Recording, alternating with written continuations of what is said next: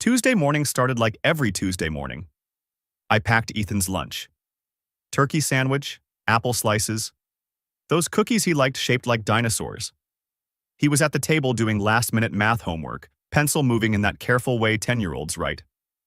"Dad, what's 7 times 8? "What do you think it is?" He scrunched his nose. 56?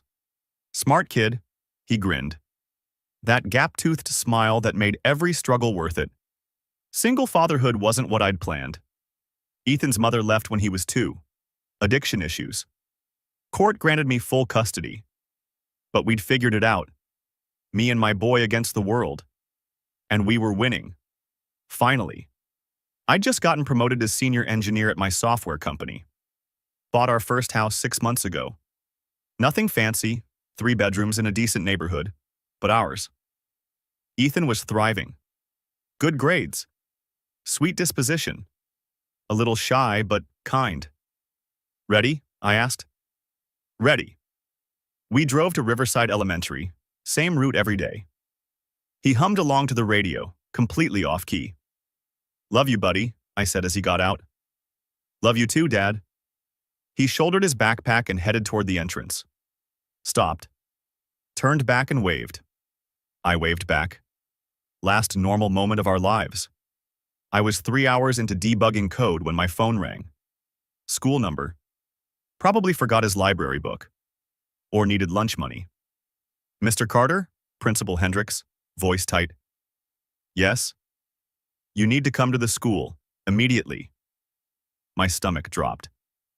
"Is Ethan okay? Is he hurt?" "Just, please come now." I grabbed my keys. Told my boss, family emergency. Drove 20 minutes that felt like 20 hours. The parking lot was normal, no ambulances. That was good, right? But when I walked through the main doors, I saw them. 2 police cars outside the office. My heart stopped. I ran to the office, burst through the door. Ethan was sitting in a chair. 2 uniformed officers standing nearby. Principal Hendricks looking stressed. And there, standing by the window like he belonged there, was my brother Ryan. Detective Ryan Carter. 12 years on the force. The family's pride and joy. "Ethan!" I rushed to my son. He looked up at me, face red, eyes swollen from crying. "Dad, what's happening? Why are the police here?" "I don't know, buddy." I looked at the officers, at Ryan. "What is going on?" The older officer stepped forward. "Mr. Carter, I'm Officer Davis. We need to bring Ethan in for questioning regarding a theft report." "Theft? He's 10 years old." "Sir, we understand this is upsetting. What did he allegedly steal?" Ryan finally spoke. "A gaming console, from my house." I stared at him. "You called the police on your nephew?" I filed a report. They followed up. "For a gaming console? Are you serious?" Officer Davis pulled out handcuffs. "Ethan, we need you to come with us to the station." "You're not putting handcuffs on him." I moved between them and my son. "Sir, it's procedure for any felony theft. He's 10. "Dad?"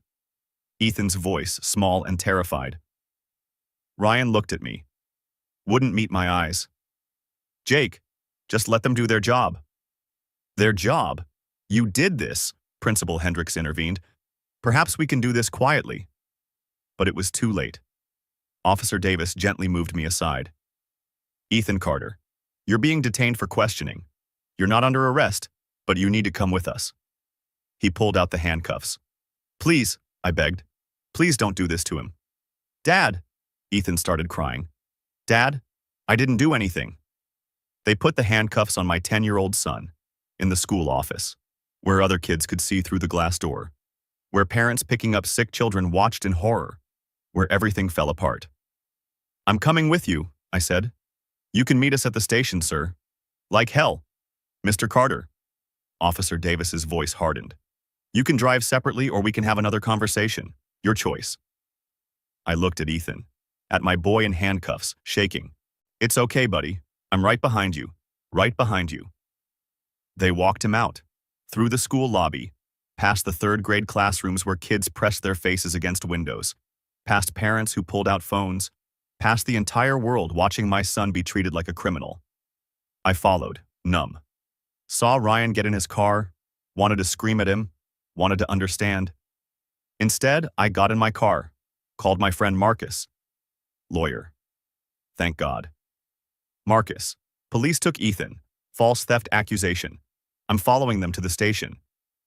Don't let them question him without representation. I'm on my way. 20-minute drive. Ethan was in a police car ahead of me. I could see the back of his head. My son, my boy, in handcuffs, because of my brother. Growing up, Ryan was the golden child. I was not. He joined the police academy at 22. Everyone celebrated. Dad threw a party. Mom cried happy tears. I became a single father at 25. Custody battle, ex-wife's addiction. Everyone was concerned. Ryan made detective at 30. More celebrations, promotions, commendations. I worked my way up in tech with a toddler at home. Nobody threw parties, but I'd done it. Built a career, bought a house, raised a good kid alone, and recently I'd started doing well. Really well. Promotion. Raise. New house. Ethan getting straight A's. 2 weeks ago, we'd had dinner at my parents' house. Ryan was there with his wife Amber and their son Derek. Derek was 12. Ethan looked up to him. Ryan had been bragging about closing a major case. Everyone listened, impressed. I'd mentioned my promotion. Senior engineer, significant raise. Dad barely looked up. That's nice, Jake. Ryan, tell us more about the investigation. Mom had turned to Ethan. Sweetie, maybe you should be more like your cousin Derek. He's very responsible. Ethan had gone quiet, hurt showing in his eyes. I'd made an excuse and left early. Had that dinner triggered this? Was Ryan really that petty? At the station, they took Ethan to an interrogation room. Marcus arrived.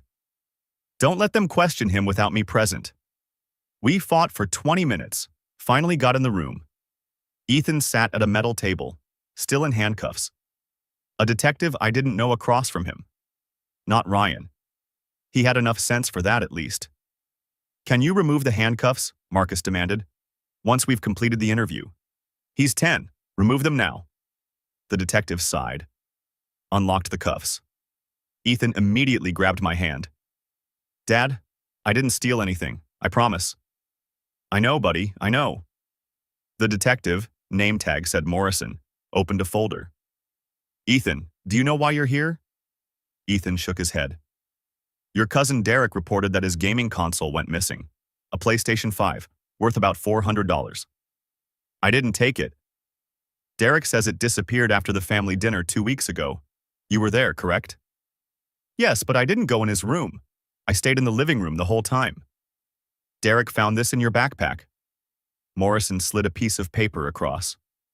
That's your handwriting? I looked. It was a note. Ask Derek about trading games. That doesn't prove anything, Marcus said. My client discussing games with his cousin isn't evidence of theft. Detective Ryan also reported that Detective Ryan is the plaintiff's uncle, Marcus interrupted. There's a clear conflict of interest here. He was the reporting party. We're conducting the investigation. By handcuffing a 10-year-old at school? Morrison's face hardened. We take theft seriously. So do I, which is why I'm asking. Do you have any actual evidence? Console found at the residence? Purchase receipts? Pawn shop records? We're in the process of investigating. You already searched their house, didn't you? Today? Consent search? I realized with horror, they'd gone to our house, while I was here. With Mr. Carter's verbal consent, yes. And you found nothing, because there's nothing to find. Morrison didn't respond. Am I correct, detective? The console was not located at the residence. Marcus stood. Then unless you're charging my client, who is 10 years old, we're leaving. We may have additional questions. You know where to find us, through me, not through school ambushes. He helped Ethan up. We walked out. In the parking lot, I broke down, just collapsed against my car, trying to hold it together. Dad? Ethan's voice, scared. Dad, are you okay? I pulled myself together. For him. Yeah, buddy, I'm okay. Let's go home. Marcus squeezed my shoulder. I'll follow you. We need to talk. At home, Ethan went straight to his room. Didn't want lunch. Didn't want to talk. Just sat on his bed staring at nothing. Marcus sat at my kitchen table. This is bad, Jake. How bad? They handcuffed him at school, in front of everyone, based on zero evidence and family accusation. He paused. That's really bad. What do I do? First, we wait for their investigation to clear Ethan, which it will, because he didn't do anything. Second, we document everything, photos, witnesses, trauma. Because Jake, you're going to sue. Sue who? The department. Ryan. Maybe your parents if they were involved. I hadn't thought that far. I just want this to stop. It will. But you need to prepare for what comes next. What comes next? School, other parents. People will talk, assume, judge. You need to be ready. He was right. That night, my phone exploded. Group text from Ethan's class parents. I'd been added months ago for coordinating field trips. Sarah M. Did anyone else hear about what happened at school today? Mike T. Police were there. Something about the Carter kid? Jennifer L. I heard he got arrested for stealing. Sarah M. From a family member. That's awful. Katie R. Should we be concerned about our kids being around him? I stared at that message, read it 3 times. Should we be concerned about our kids being around him? My son, my sweet, shy, Lego-loving son. They thought he was dangerous.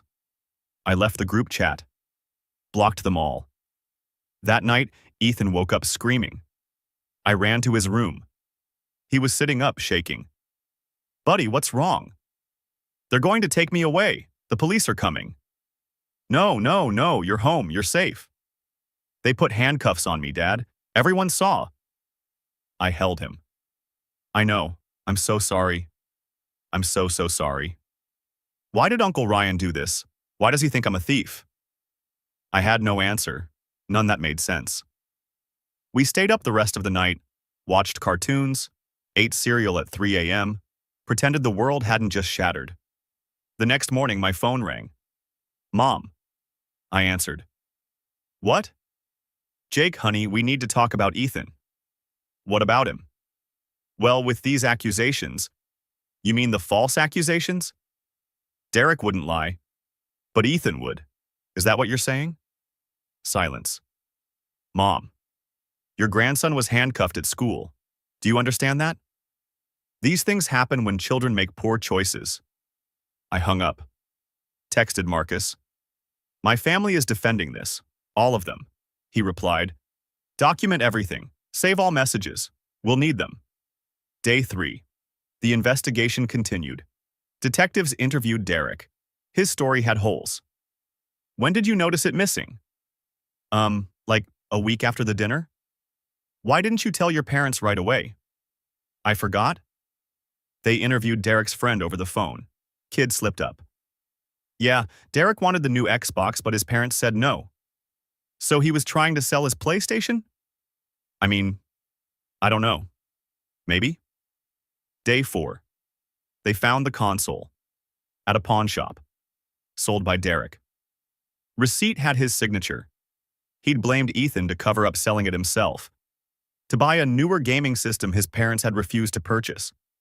And my brother, detective for 12 years, had believed his son without question. Hadn't investigated properly. Had used his badge to have my son arrested.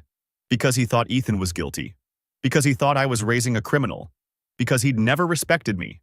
Never seen me as an equal. And when his son pointed a finger at my son, he'd believed it without hesitation. They called me on day 4. Case closed. Ethan cleared. Mr. Carter, we apologize for the inconvenience. Inconvenience? You traumatized my child. Detective Ryan's complaint was filed in good faith. He's a detective. He should know better than to file charges based on his son's word alone. Internal Affairs will review his conduct.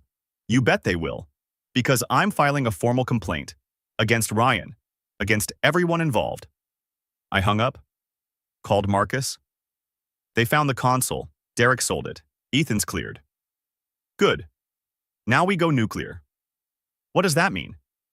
It means we destroy everyone who did this to your son. Legally, systematically, completely.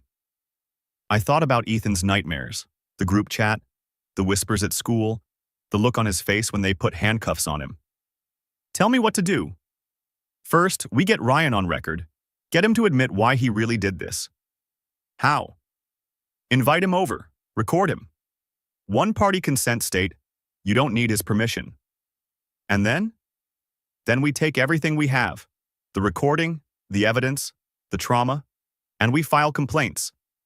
Police department, bar association, school district, everywhere. My father's a lawyer.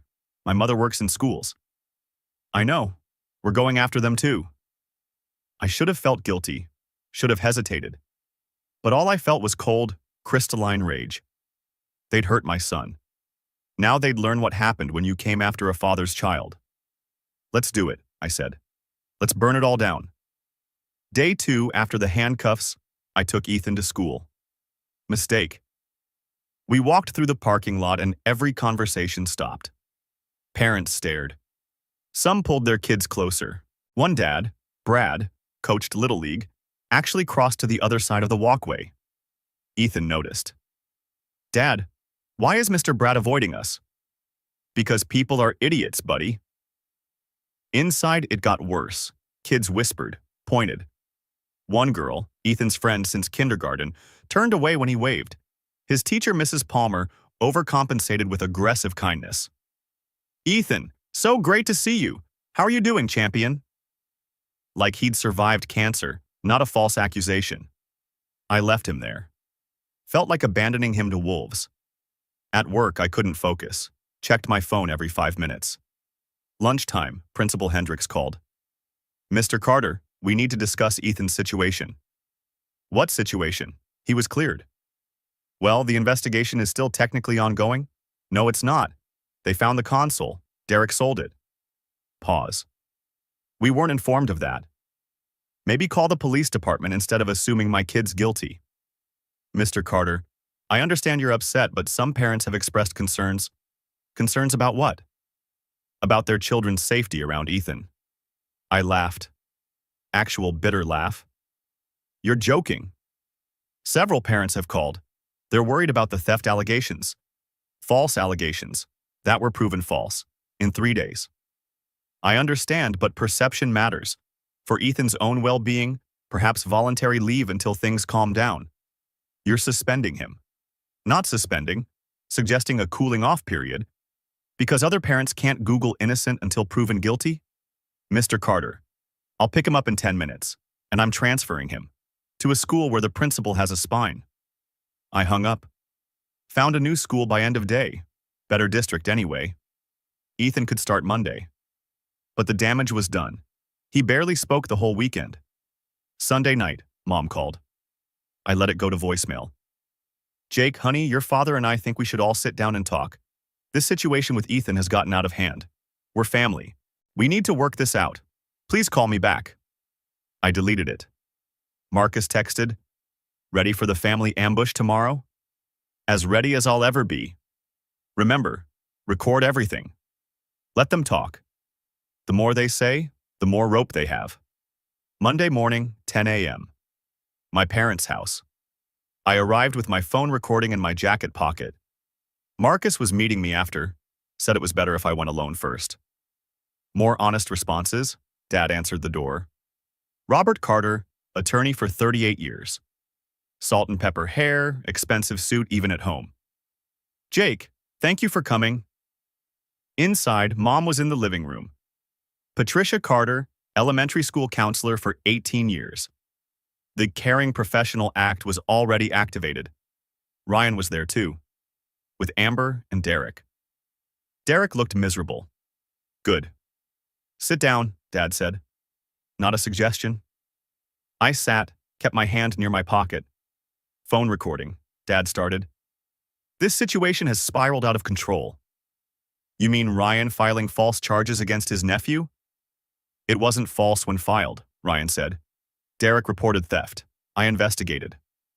You had him handcuffed at school without evidence. I had probable cause. Your son's word. That's it. No physical evidence. No witnesses. Nothing. Mom intervened. Boys, please, we're family. Let's not attack each other. Family, I looked at her. Family doesn't call the cops on 10-year-olds. Ethan needed to learn. Learn what? He didn't do anything. Derek spoke up. Small voice. I'm sorry, Uncle Jake. I looked at him. 12 years old. Scared. I softened slightly. Derek, why did you lie? He started crying. I wanted the new Xbox. Dad said no. So I sold my PlayStation and blamed Ethan because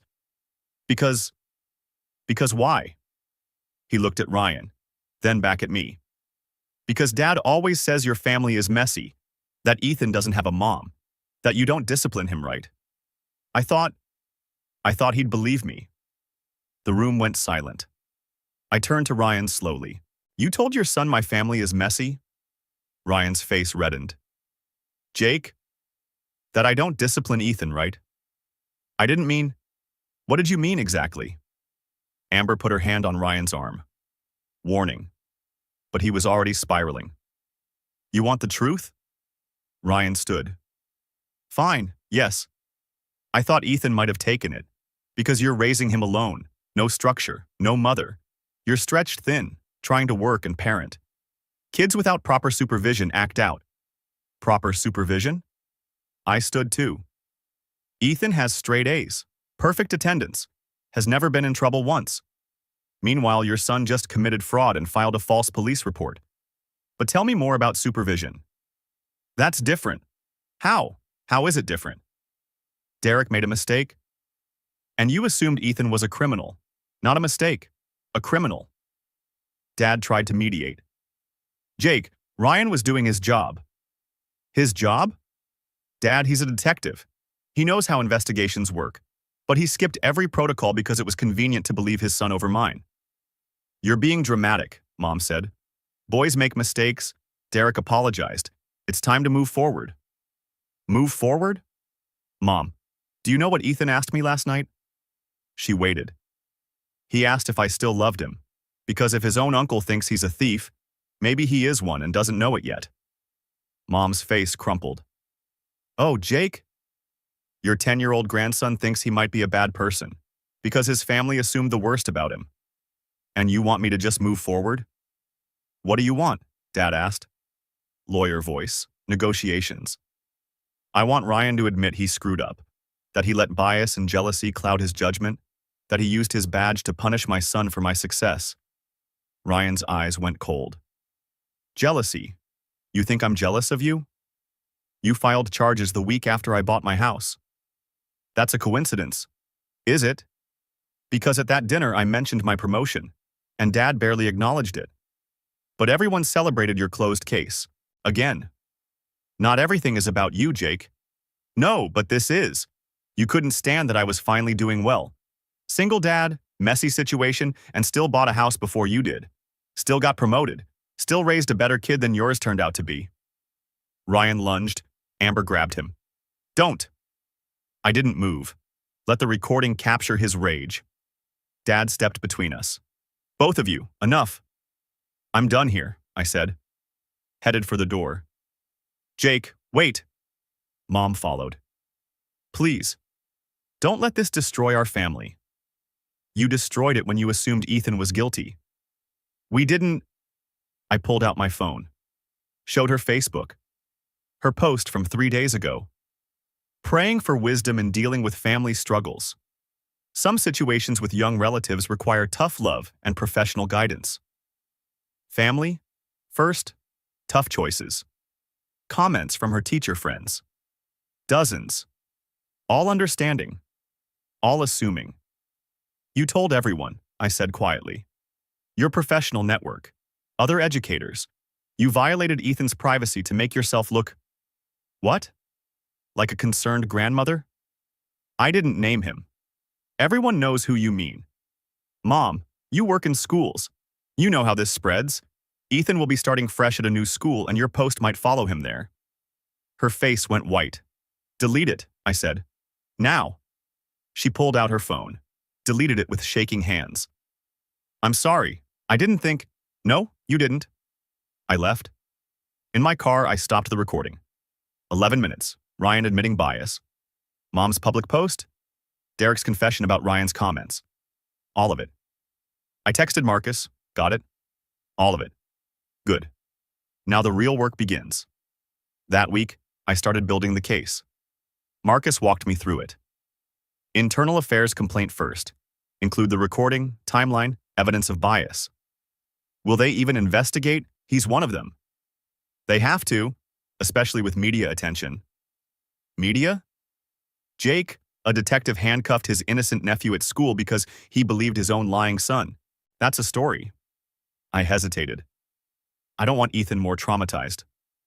We keep his name out of it. Minor, protected. But Ryan's name? That's public record. I filed the IA complaint on Wednesday. Detailed, professional, devastating. By Friday, Ryan was suspended pending investigation. He called. I didn't answer, texted, "You're destroying my career."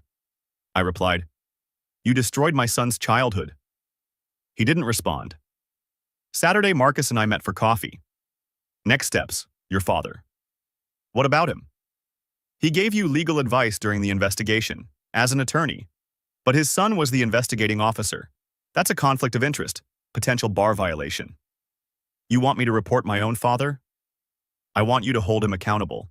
He used his legal status to pressure you, to intimidate, to protect Ryan. That's ethics violation territory. I thought about Dad's voice.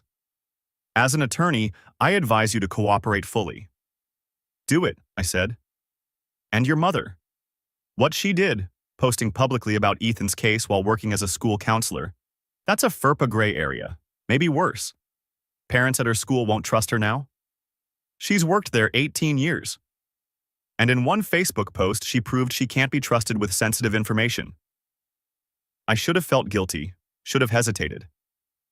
But I remembered Ethan's face, the handcuffs, the nightmares. File everything, I said. I want them to feel what Ethan felt. Marcus smiled. Not a happy smile, a predator's smile. Now you're thinking like a lawyer. 2 weeks after the handcuffs, Ethan started his new school. I walked him to class. He held my hand. Hadn't done that in a year. You okay, buddy? What if they find out? About before? They won't. And if they do, we'll handle it. Promise? Promise. His new teacher was younger. Kind. Didn't know our history. Welcome, Ethan. We're so glad to have you. He managed a small smile. At pickup, he ran to me. Actual ran. Dad, I made a friend. His name is Lucas and he likes Lego too. I hugged him. That's great, buddy. Can he come over sometime? Absolutely. First time he'd asked for a playdate since the arrest. We were healing. Slowly. But healing. My family, though? They were about to learn what consequences felt like, because the investigation into Ryan was just beginning. And I had all the evidence they'd ever need. Internal affairs moved fast, faster than I expected. 2 weeks after I filed the complaint, they called me in for a formal interview. The investigator was a woman named Captain Morrison, late 40s. No-nonsense expression. She'd seen every type of cop misconduct imaginable. Mr. Carter, thank you for coming in. I've reviewed your complaint and the evidence you submitted. And Detective Ryan Carter violated approximately 7 departmental policies, at minimum.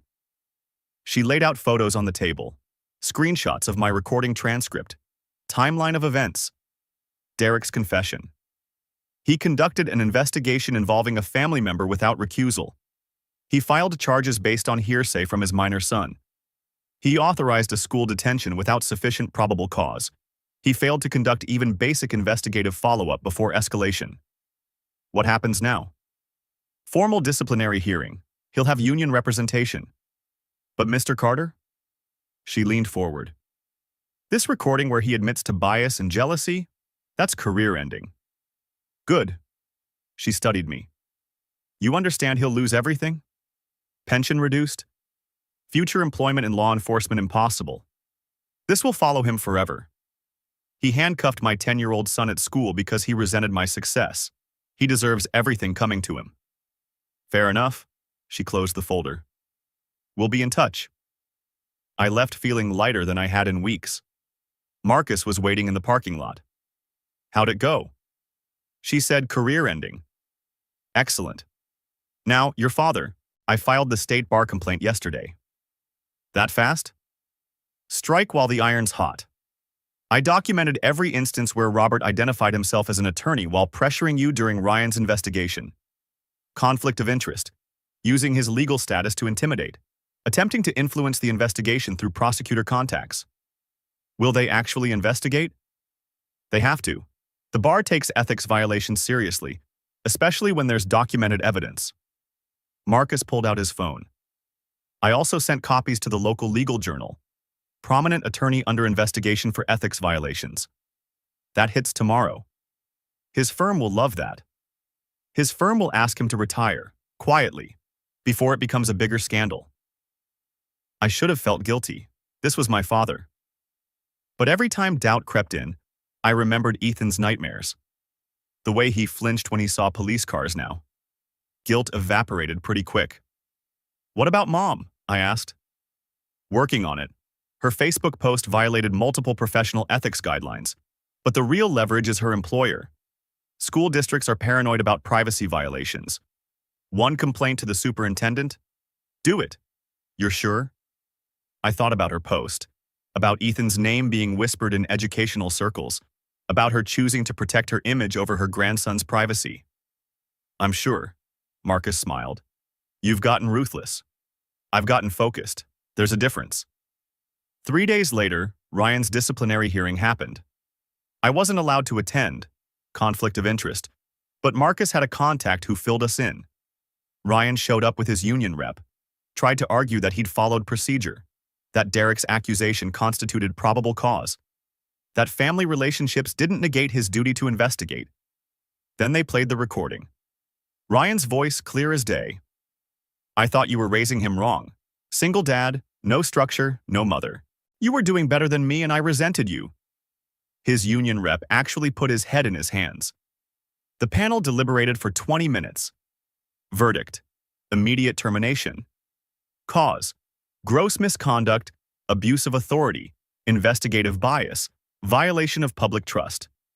Ryan's 12-year career ended in a conference room on a Tuesday afternoon. He called me that night. I let it go to voicemail. You happy now? I lost everything. My job, my reputation, everything. Over a mistake, over family. You're destroying me, Jake. For what? Revenge? I saved the voicemail. Might need it later. Texted back. You destroyed my son first. This is just consequences. Week 3 brought Dad's reckoning. The state bar investigation moved slower than IA, but the legal journal article did its job. Prominent local attorney Robert Carter under ethics investigation for alleged misconduct in family member case. His law firm, Henderson and Associates, called an emergency partners meeting. Dad had been a partner for 20 years, brought in major clients, respected. But ethics investigations? Those were PR nightmares. They asked him to resign. For the good of the firm. He refused, insisted he'd done nothing wrong. I was acting as a father, not an attorney. You identified yourself as counsel. You gave legal advice. You contacted prosecutors. You can't have it both ways, Robert. The bar agreed. 2 months after I filed the complaint, they issued their finding. Attorney Robert Carter violated rules of professional conduct regarding conflict of interest, improper ex parte communications with prosecutors, and using professional status to intimidate family member in active investigation. Recommended discipline: 2-year suspension. For a 67-year-old attorney, 2 years was effectively disbarment. He'd never practice again. Henderson and Associates made the resignation non-negotiable. He left on a Friday. No party, no farewell. Just a box of personal items and 40 years of reputation in ruins. He called me once. I hope you're satisfied. Not yet, I said. But getting there, hung up before he could respond. Mom's situation took longest to develop. School districts move like glaciers. But Marcus had connections, knew which superintendent to contact, which school board members to CC. Patricia Carter, counselor at Madison Elementary, posted publicly about a family member's legal case while it was under investigation. Post included identifying information visible to her professional network. Constitutes violation of student privacy protocols and professional ethics guidelines. The district launched an investigation, interviewed parents, reviewed her social media, found more posts, vague ones but enough to establish a pattern. Dealing with family challenges. Sometimes the people closest to us need the hardest truths. Praying for wisdom with difficult young relatives. Each one was carefully worded, deniable. But everyone who knew her knew what she meant. The district offered her a choice: resign or face termination proceedings. She fought it. Hired a lawyer, claimed protected speech. Family matters, not professional. The district wasn't interested in legal battles. They scheduled a termination hearing. I attended, public record, sat in the back row while they laid out the case. Facebook posts, parent testimonies, violations of counselor ethics. Mom's lawyer argued context, stressed employee, seeking support. No names used. Then the district's lawyer pulled out parent affidavits. 6 parents from her school testified that they'd heard her discussing my grandson's theft arrest in the teacher's lounge, at a PTA meeting, during a parent-teacher conference where she'd been covering for another counselor. She'd used my son's trauma as gossip fodder, as a cautionary tale, as proof she knew how to handle troubled children. The board voted unanimously. Termination for cause, effective immediately. 18 years, gone. She saw me as she left. We locked eyes across the room. She looked broken, defeated. I felt nothing. That evening, all 3 of them showed up at my house. I watched through the window as they got out of Dad's car. Ryan looked hollow. Dad looked angry. Mom looked devastated. They knocked. I didn't answer. "Jake!" Ryan shouted. "We know you're in there." Ethan came downstairs. "Dad? Who's that?" "Nobody important." More knocking. "Jake, please, we need to talk." I looked at Ethan, at my son, who still flinched at unexpected noises, who still had nightmares about handcuffs, who was finally starting to smile again at his new school. "Want to order pizza?" I asked him. "Can we get extra cheese?" "Absolutely." The knocking continued for 5 more minutes, then stopped. Through the window, I watched them leave. 3 people who'd spent their lives judging me, dismissing me, assuming the worst about my son. Now they were the ones everyone judged. Ethan and I ate pizza on the couch, watched a movie. He fell asleep against my shoulder. I carried him to bed, tucked him in. "Love you, buddy." "Love you too, Dad." Marcus texted. "Heard about your parents' visit. They left." "Good. Because we're not done yet." "What do you mean?" "Civil suit. False arrest. Emotional distress. Malicious prosecution. We sue Ryan, the department, everyone." I thought about it. More legal battles? More exposure? More dredging up Ethan's trauma? How much? Conservative estimate? $200,000. Could be more. Will it hurt Ethan? More publicity? His name stays sealed. Minor protections. But it sends a message. You can't do this to children. I looked at Ethan's closed door.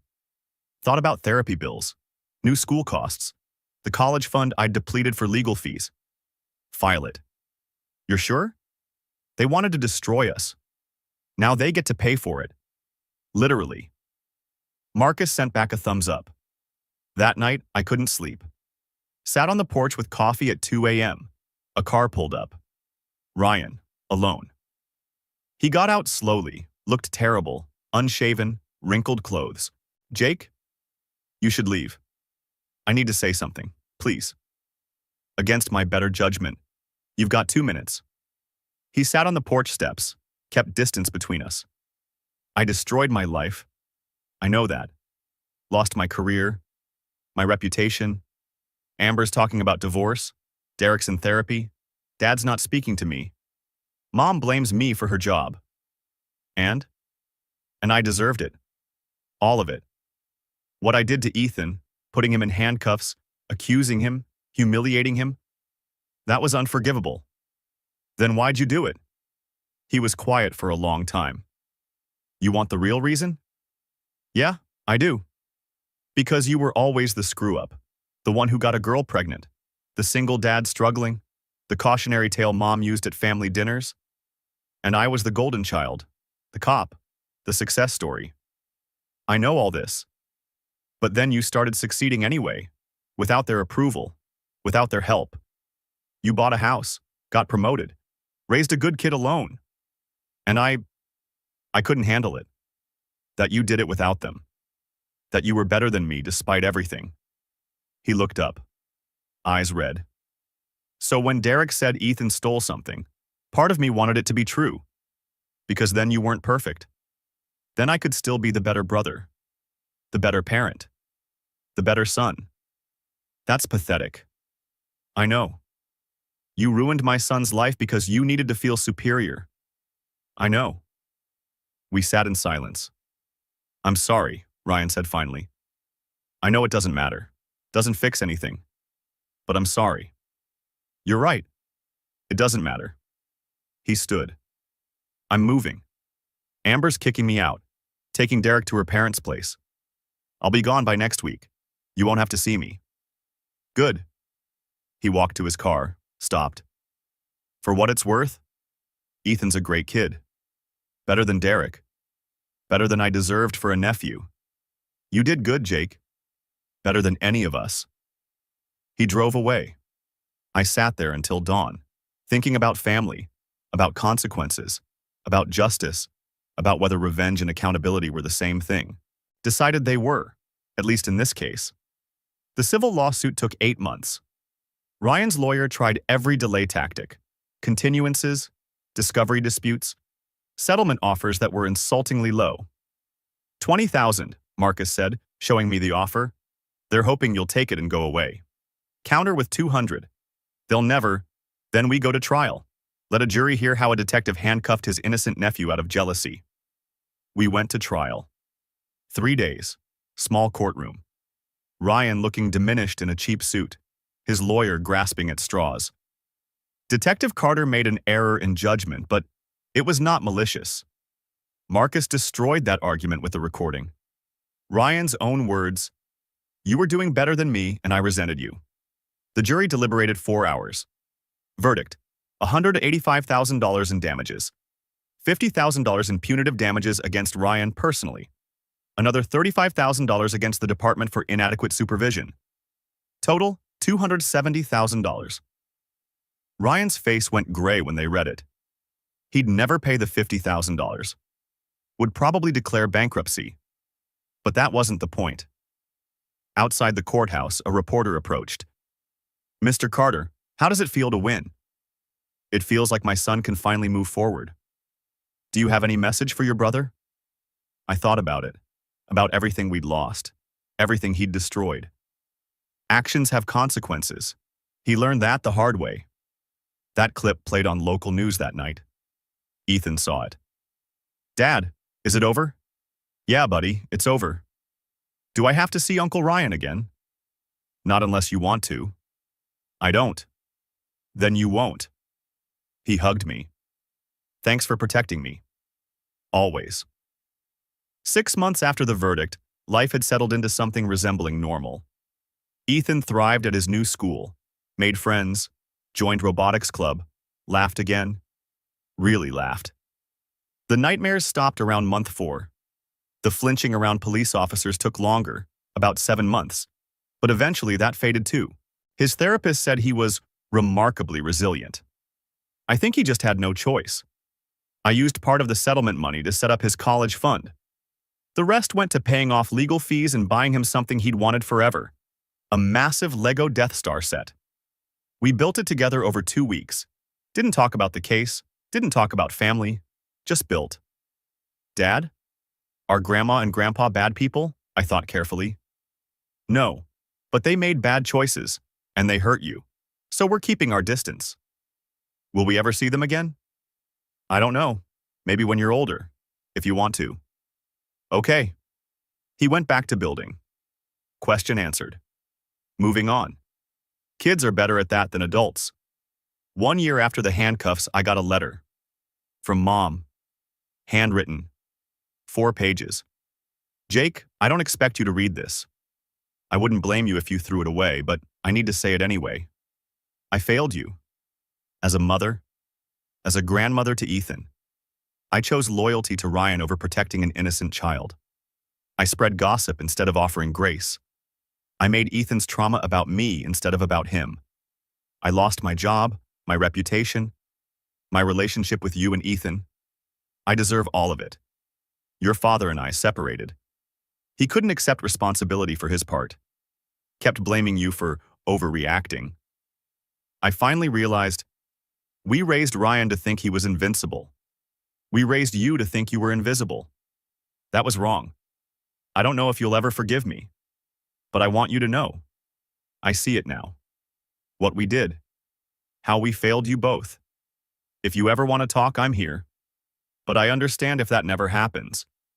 I hope Ethan is healing. I hope he knows his grandmother loved him, even when she failed to show it. Love, Mom. I read it twice, put it in a drawer. Didn't respond. Marcus asked about it over coffee. You going to answer? I don't know. Maybe someday. That's fair. She lost everything because of me. No, she lost everything because of her choices. Don't take that burden on. He was right. But some guilt lingered anyway. 18 months after the arrest, Ryan sent a Facebook friend request. I stared at it for a full minute. Then declined. Blocked him. He'd moved 3 states away. Working security at a mall. Divorced. Saw Derek every other weekend according to mutual family friends. His life was small now. Contained. Nothing like the golden child trajectory everyone expected. I should have felt satisfaction. Mostly felt tired. 2 years after everything, Dad died. Heart attack. Sudden. Mom called. First time I'd heard her voice in 18 months. Jake, your father passed. When? This morning. I know you two weren't speaking, but the funeral is Saturday. I'd like you and Ethan to come. I thought about it. About Ethan meeting these people again. About facing that family. I'll come, alone. Ethan's not ready. I understand. The funeral was small. 40 people. Lots of lawyer colleagues who looked uncomfortable. Ryan was there. We didn't speak. Didn't make eye contact. Just existed in the same space. At the reception, Mom approached. Older, grayer. Smaller somehow. Thank you for coming. He was still my father. He regretted everything, at the end. Told me to tell you that. Okay.